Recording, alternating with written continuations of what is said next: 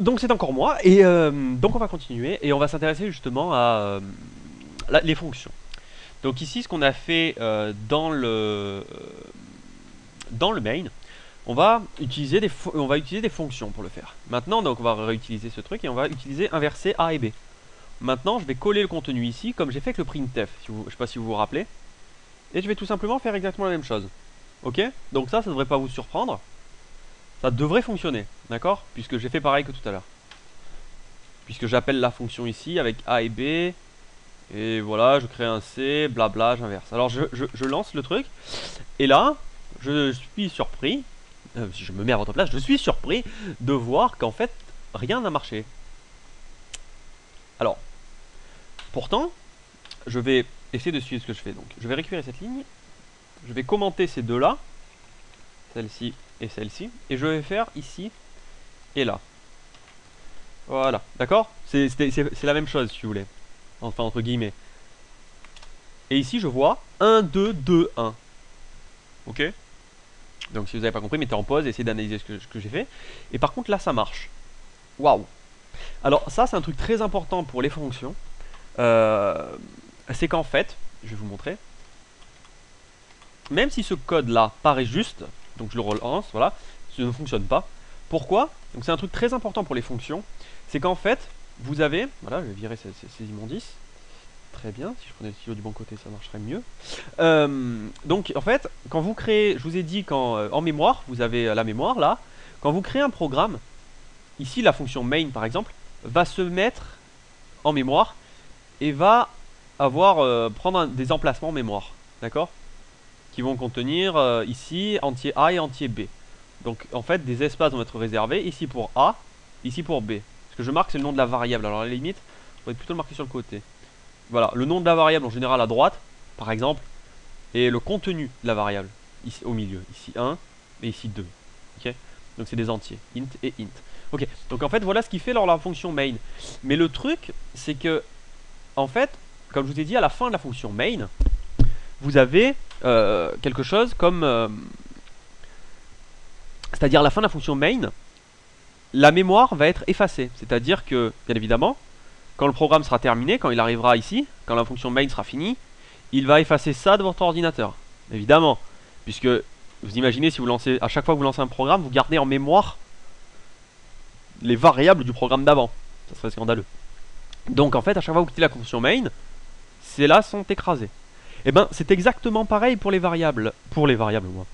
Pour les variables qui sont contenues dans les fonctions. C'est-à-dire que cette fonction, en fait, c'est pour ça que je vous ai dit de mettre int a et int b ici.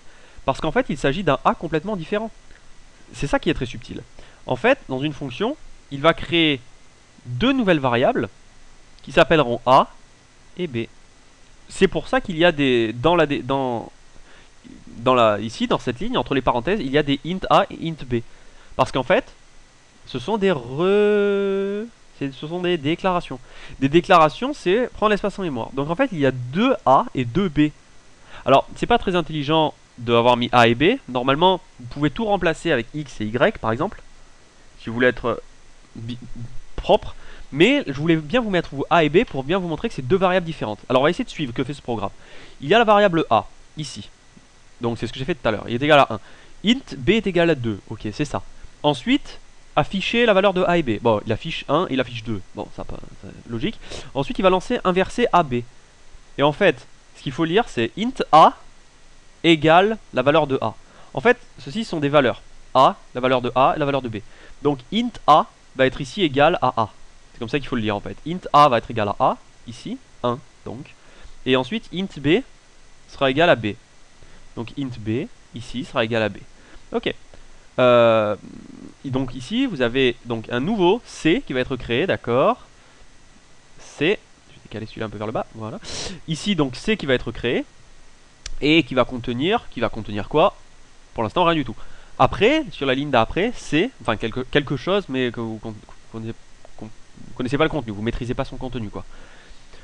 Donc ici, C égale A, il va faire référence à ce A qui est ici, d'accord? Ok? Donc C sera égal à 1. Ensuite, A sera égal à B. A sera égal à B. Donc ici, ça sera plus 2, 1, ça sera 2.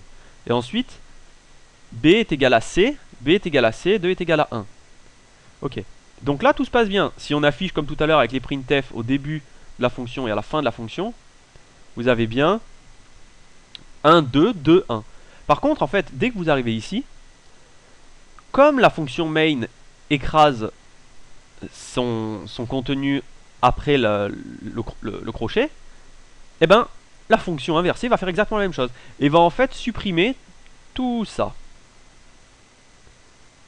Je vais bien faire comme ça là, pour bien vous compreniez. Voilà. Ah, et va supprimer tout ça. Et va se retrouver avec 1, 2. Ça n'a pas changé. D'accord? C'est pour ça que ça ne fonctionne pas. Et ici, vous voyez, ça fait 1, 2 et après 1, 2. Donc ici, vous voyez donc pourquoi. Alors, comment remédier à ça? Parce que c'est quand même quelque chose d'assez important. C'est là où je vais aborder les pointeurs. Eh oui. Donc, je vais mettre en pause parce que je crois que ça fait un moment que je parle et j'aborderai les pointeurs à la prochaine vidéo. Merci, à bientôt.